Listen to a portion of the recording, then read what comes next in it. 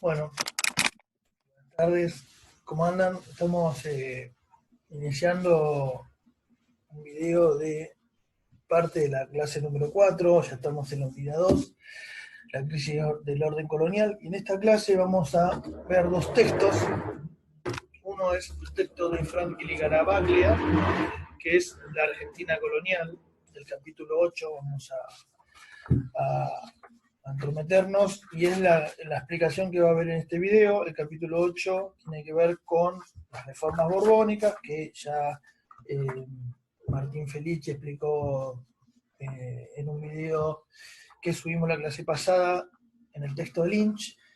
Es las reformas borbónicas y el virreinato del Río de la Plata especialmente, pero a diferencia que este se centra un poquito más que nada en las consecuencias que contrajo las reformas borbónicas, y el otro tiene que ver con el libro, hay mucha luz, de Alperín Dongui, Revolución y Guerra, capítulo 1, que va a ver si Martín lo puede subir porque está teniendo problemas con la computadora, pero si no lo vamos a ver en vivo y lo vamos a grabar para subirlo, que es el texto de Alperín Dongui, capítulo 1, marco del proceso, que tiene que ver cómo la apertura a la economía hacia el Atlántico, ¿no?, con el puerto de Buenos Aires y el reglamento de libre comercio, generó cambios económicos principalmente, y culturales en todo lo que hoy es la Argentina, ¿no?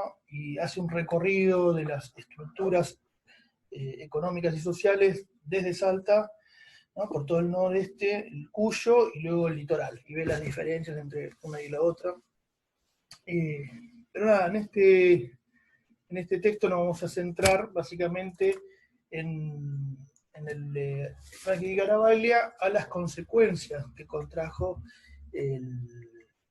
las reformas borbónicas, ¿no? Entonces, el texto empieza diciendo que las reformas tuvieron efectos diferentes en cada una de las partes de la colonia. Vamos a ver, de la colonia española en América, ¿no? Vamos a ver si encuentro un mapa. Por ejemplo, acá tenemos todas las extensiones territoriales de dominio español, ¿no?, sin contar esto que es el dominio portugués. Como decía el texto de Lynch, en un principio los españoles lo dividieron en dos grandes territorios: el Virreinato de Nueva España, ¿no?, que tenía influencia. Este mapa es con la división borbónica, ¿no?, pero digamos, influencia en todo lo que es México, el sur de Estados Unidos, inclusive las islas del Mar Caribe y América Central, y el Virreinato del Perú, que correspondía a todo esto, ¿no?, lo que es todo el cono sur, sin contar los territorios portugueses. Y entonces, ¿quiénes fueron los principales reformistas? ¿No? Esperen que busco otra foto. Obviamente las reformas están en base a la familia Borbón, que digamos, tomó el trono a partir de la Guerra de Sucesión Española en el siglo XVIII, en el año 1700. Los Borbones llegaron a España. Eran de origen francés, y en base a eso lo que intentan es practicar algunos tipos de reformas en el orden administrativo y económico por el atraso que tenía en el equilibrio europeo España, comparándolo con otras potencias. Eso lo vimos en la clase pasada. Los principales impulsores de las reformas borbónicas fueron estos dos, principalmente Carlos III, que gobernó España 1759-1788, y con Carlos IV ya se ve opacada esos cambios, además porque Europa estaba transitando por lo que se llama la Revolución Francesa y las guerras napoleónicas, que afectó a España, que después vamos a ver más adelante. Fíjense acá la banda que tiene los Borbones, ¿no? La celeste y blanca es de donde toman Belgrano los colores del pabellón ¿no? Que hoy conocemos como la Argentina. Pero bueno, digamos, los Borbones tenían los mismos colores digamos, en su familia, ¿no? Bien, entonces dijimos que las reformas son prácticamente con Carlos III y con Carlos IV, digamos, hay todo un proceso que desembocó en la crisis y en la desintegración del Imperio Español, ¿no? En las guerras independentistas. El texto de Garavaglia y Franchi también van por la misma línea que decía Lynch, que buscaban los Borbones con las reformas borbónicas, una mayor centralización política, ¿no? Del poder real sobre sus colonias.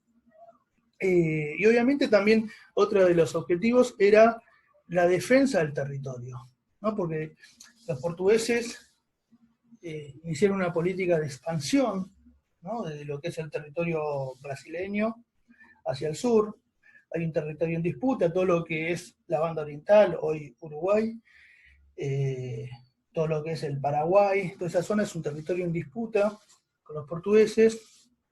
Los ingleses también empezaron a hacer incursiones navieras por la Patagonia, por el pasaje de Drac, ¿no? El sur de Tierra del Fuego. Entonces, la corona lo que plantea es una serie de cambios administrativos, ¿no? Donde hay sedes políticas más cercanas a los territorios en disputa.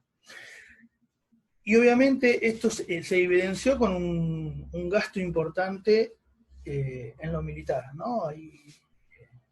La defensa del territorio necesitaba más militar, entonces digamos, se rearman milicias en todas las ciudades importantes, envían tropas desde España.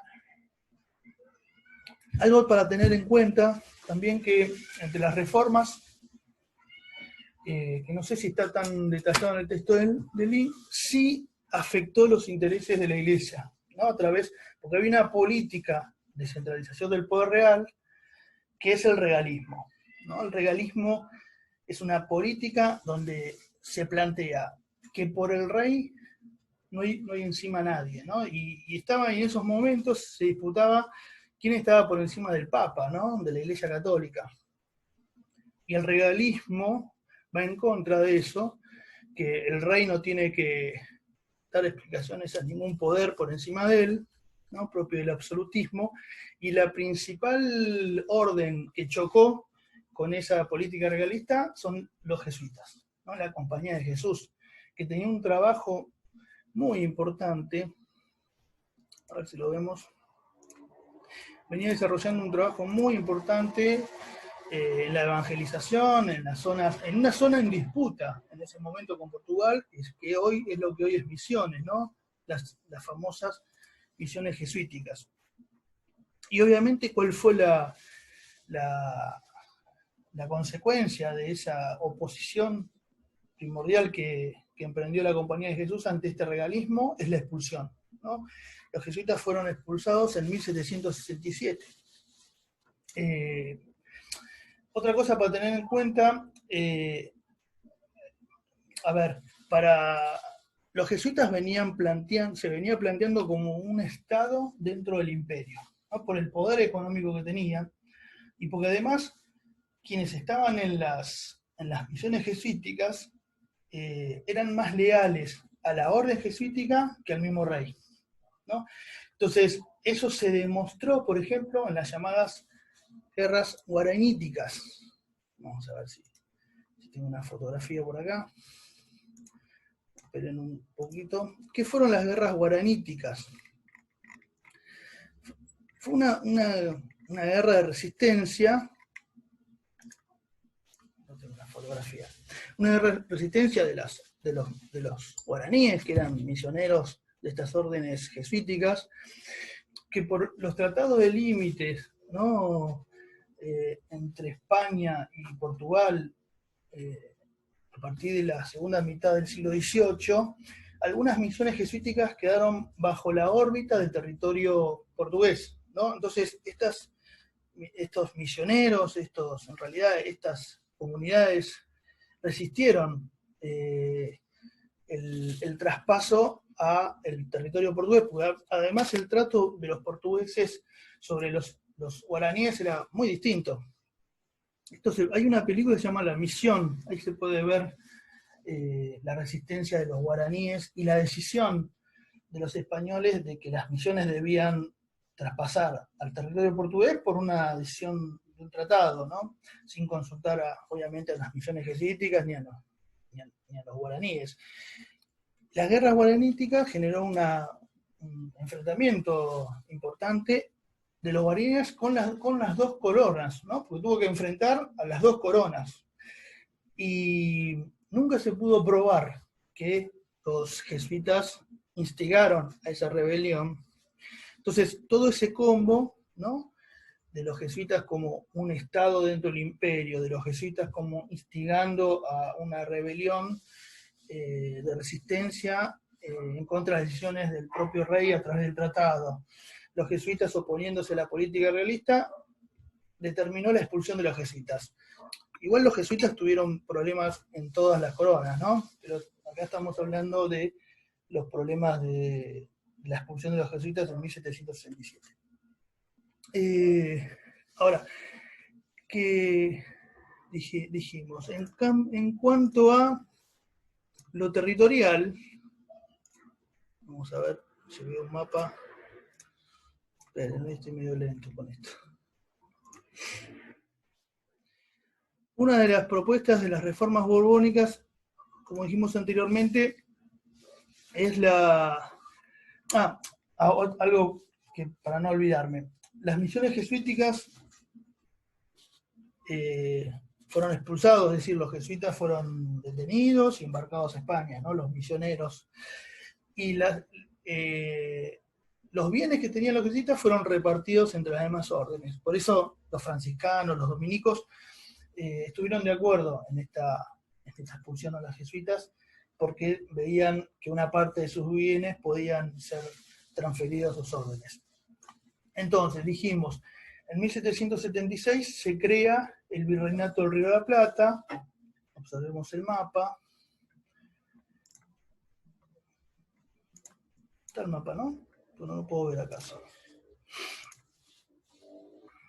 No está el mapa. Bien, observemos el mapa. Y estaba compuesto de 8 intendencias y 4 gobernaciones. Las 4 gobernaciones son estas que están rayaditas: Montevideo, esta de las Misiones, Chiquitos y Moxos, son las zonas fronterizas con el territorio portugués, son las, digamos, donde se necesitaba un gobernador que tenía un carácter más militarizado que las intendencias. El Virreinato del Río de la Plata fue creado posterior a la creación del Virreinato de Nueva España, ¿no?, que había sido creado en 1739 y que tenía su capital en Bogotá. Como dijimos anteriormente, la creación de virreinato es parte de la política estratégica, ¿no?, en un contexto de confrontación con la corona portuguesa principalmente. Y Buenos Aires se transforma desde una pequeña aldea a una gran ciudad, una ciudad capital del Virreinato del Río de la Plata, donde se transforma en una gran urbe mercantil, principalmente a partir del Reglamento de Libre Comercio, ¿no? Esto lo planteaba también Lynch en 1778.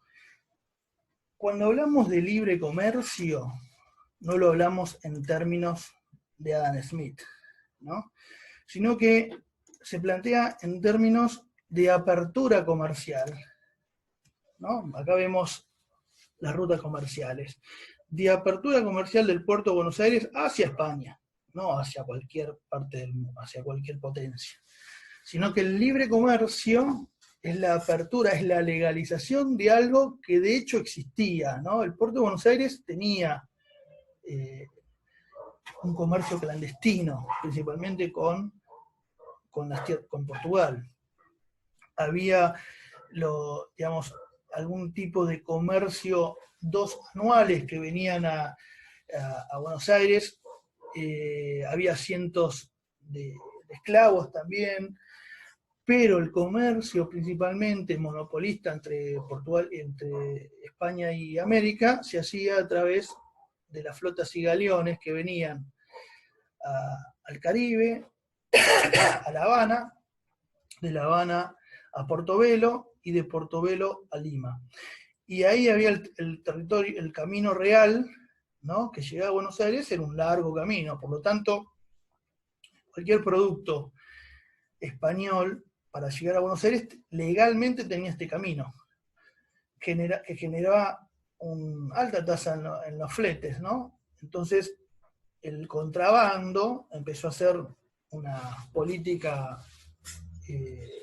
tolerada, de alguna forma, por las autoridades porteñas, ¿no?, de aquel momento.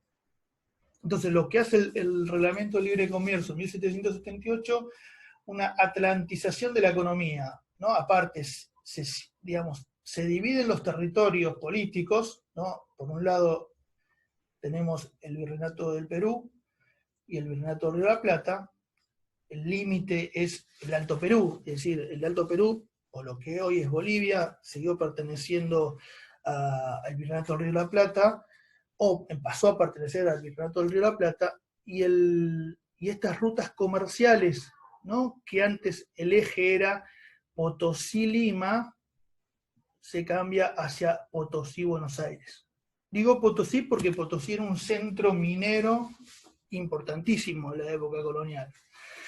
Entonces, este eje que cambia Potosí-Lima, o sea, Potosí-Buenos Aires, es lo que explica Alperindongui en su Revolución y Guerra, en capítulo 1, donde generó cambios económicos importantes, ¿no?, que dio luego cambios en la élite, ¿no?, que después determinaron o desembocaron en la llamada Revolución de Mayo.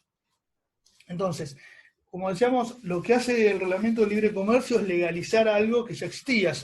Se creó la aduana de Buenos Aires, también una audiencia, ¿no?, donde los litigios jurídicos eran atendidos por una audiencia. O sea, se empezó a transformar una ciudad importante. Y por último, también el consulado, ¿no?, la importancia del comercio, que empezó a haber a partir de 1778, da lugar que 15, 20 años después aparezca un poquito menos, en el 1794, el Consulado de Buenos Aires. El primer secretario del consulado, por ejemplo, fue Manuel Belgrano, ¿no?, donde empieza a desarrollar una política con plenas nuevas ideas, que después vamos a ver en las otras clases. Bueno, el texto también detalla la gran rebelión, ¿no?, las grandes rebeliones que hay en los virreinatos del Perú, principalmente, que es la rebelión de Tupac Amaru, y el virreinato del Río de la Plata, que son las rebeliones de Tupac Katari, ¿no? Y evidentemente las reformas borbónicas generaron o afectaron los intereses de los pueblos nativos, ¿no? Digamos, las grandes rebeliones de Tupac Amaru y Tupac Katari responden a estos cambios significativos que tuvieron las reformas borbónicas, que generaron, digamos, que afectaron a los intereses de estos pueblos. Después vamos a ver en qué los afectaron. La primera gran rebelión fue dirigida por Tupac Amaru.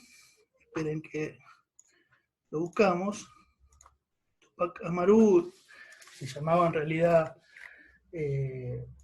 Gabriel Condorcanqui, ¿no?, que era parte de la nobleza incaica, descendiente de los incas, y en 1780 empieza a liderar en lo que es principalmente desde el Cusco hacia el sur, todo una gran rebelión que duró un poco, casi un año, ¿no?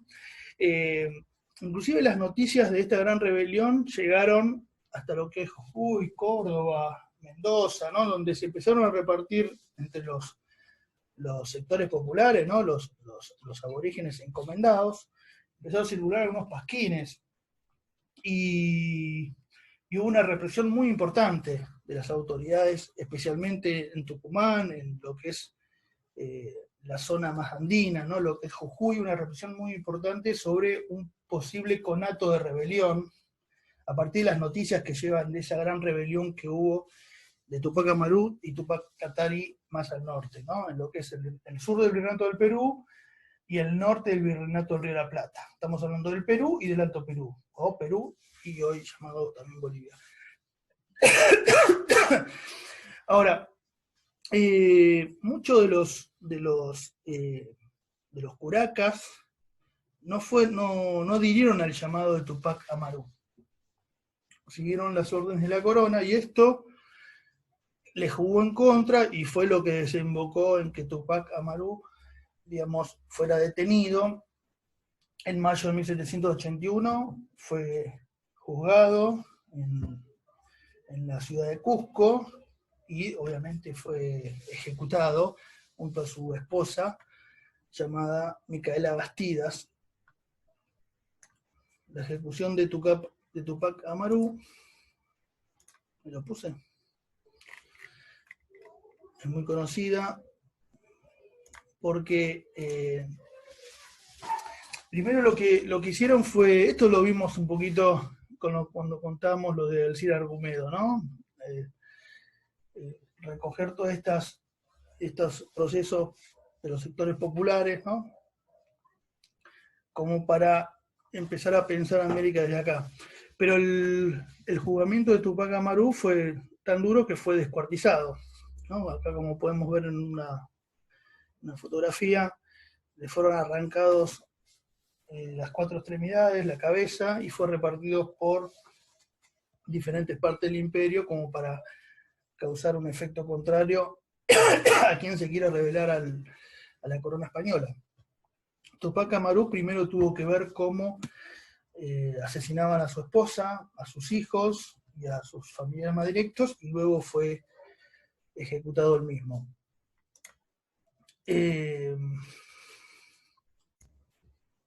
Bueno, continúo porque tuve que cortar, porque mi nena quería entrar al baño. Decíamos que en el Alto Perú también estalló una rebelión protagonizada por los aymaras, ¿no? La otra había sido protagonizada por los quechuas y ahora era protagonizado por aymara. Ahí tenemos una fotografía, un dibujo de Tupac Katari y su esposa Bartolina Sisa, dos de los líderes de la rebelión del Alto Perú.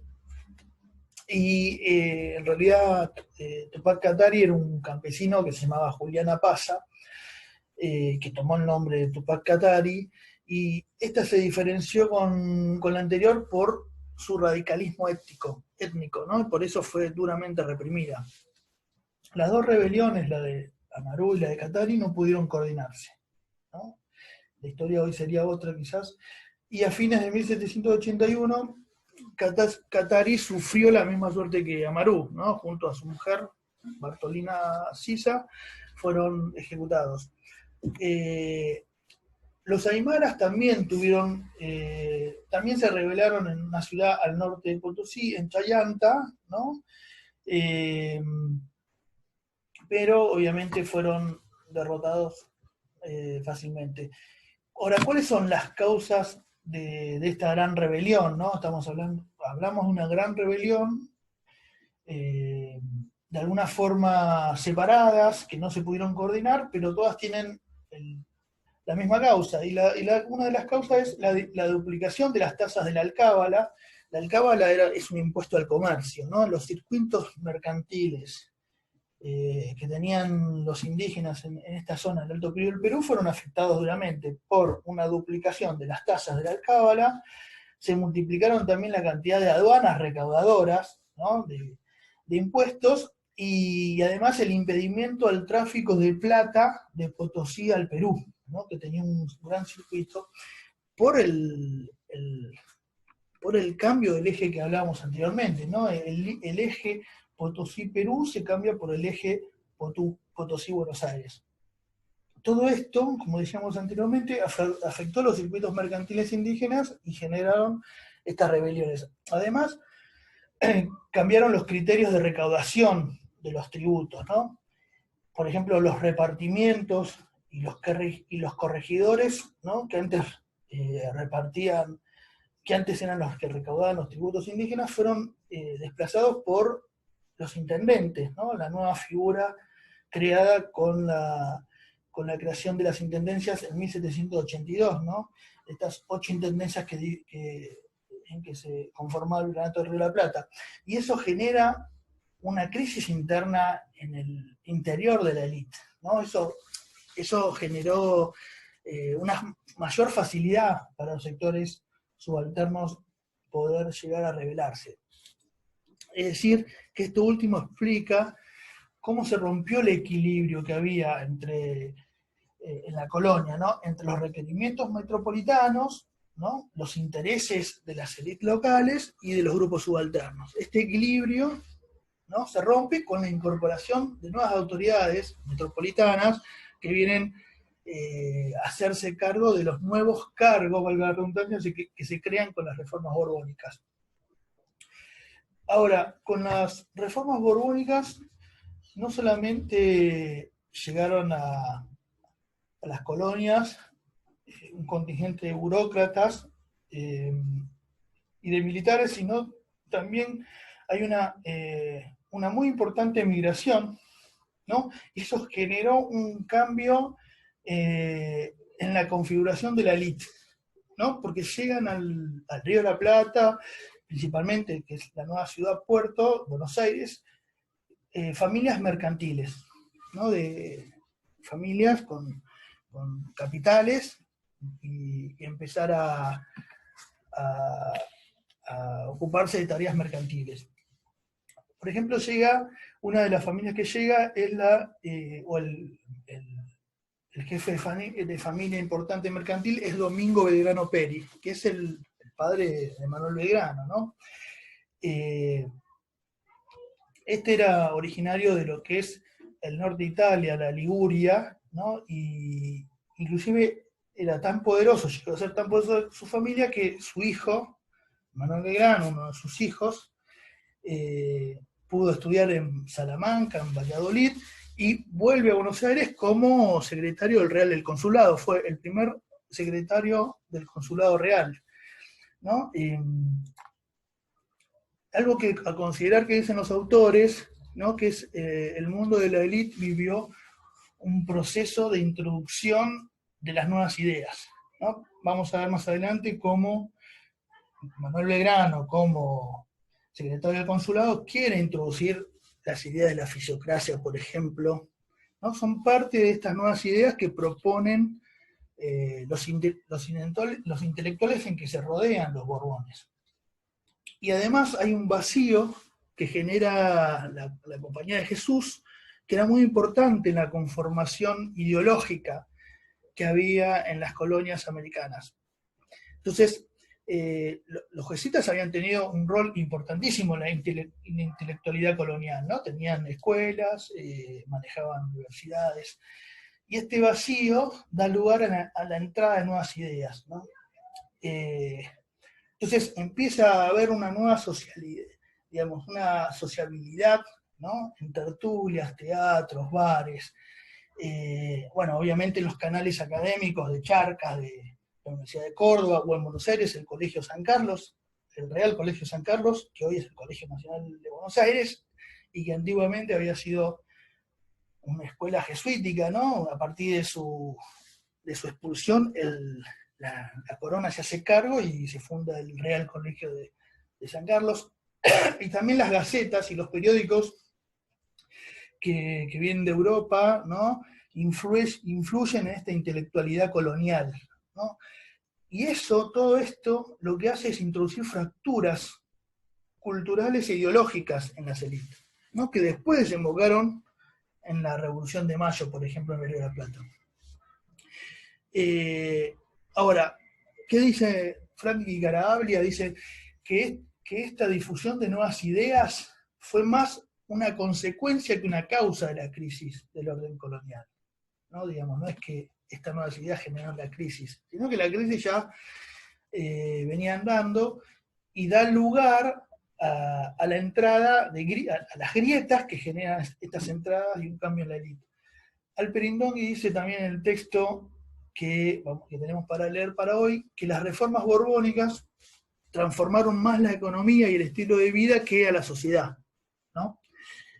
Bueno, y todo esto, todo este combo, ¿no? Poco después, por los problemas que hay en la península, las invasiones napoleónicas, se produce el estallido revolucionario en todas las colonias hispanoamericanas y especialmente en el Río de la Plata con la Revolución de Mayo. Bueno, esto es el texto de Franchi di Garavaglia, así que nos vemos el viernes a las 8 como siempre para evacuar cualquier tipo de dudas. Bueno, nos vemos.